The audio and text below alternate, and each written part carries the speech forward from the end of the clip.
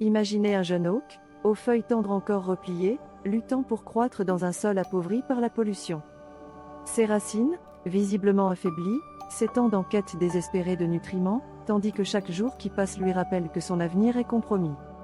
Autour de lui, d'autres arbres souffrent également, leurs effluves chimiques à peine perceptibles, noyés dans les toxines de l'air environnant, rendant leur langage presque inaudible.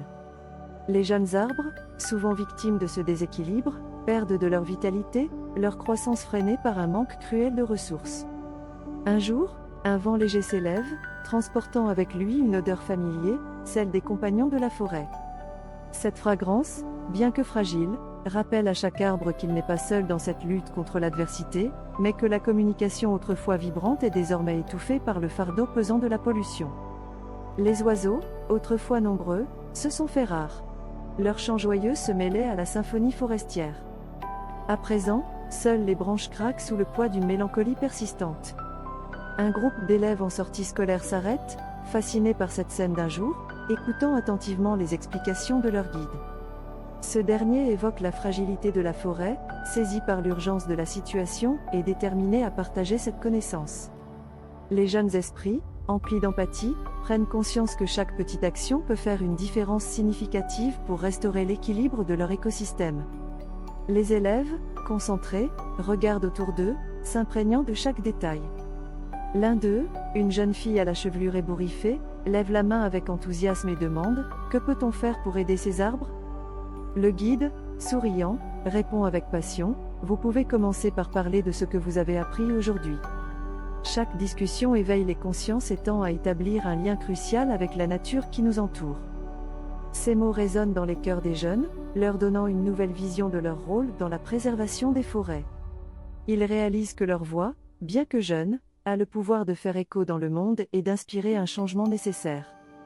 Le guide continue, sa voix empreinte de détermination. En plus de parler, vous pouvez aussi agir.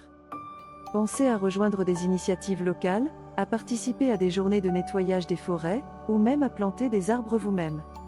Chaque geste compte, explique-t-il, les yeux pétillants d'espoir.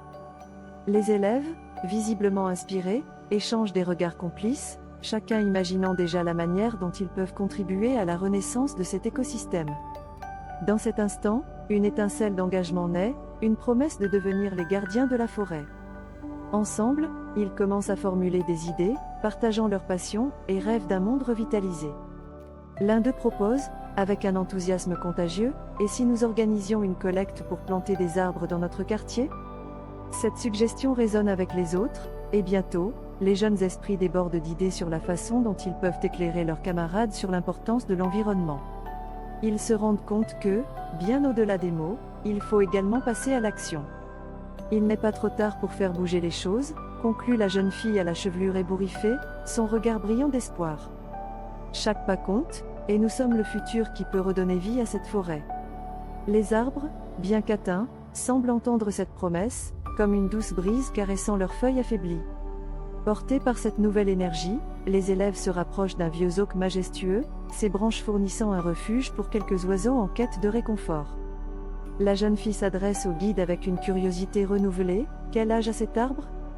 Le guide, souriant, répond, « Ce oak a vu des générations passer, il a des histoires à raconter et une sagesse à partager. C'est un symbole de notre lien avec la nature. » Alors, ils se rassemblent autour du chêne, écoutant attentivement le guide qui fait le lien entre leur avenir et cet arbre ancien. Il explique que chaque arbre est une pièce essentielle d'un vaste puzzle, interconnecté par ce réseau invisible qui les soutient tous. En partageant ces connaissances, les jeunes prennent conscience de leur rôle en tant que futurs protecteurs de la nature. Merci d'avoir regardé jusqu'au bout.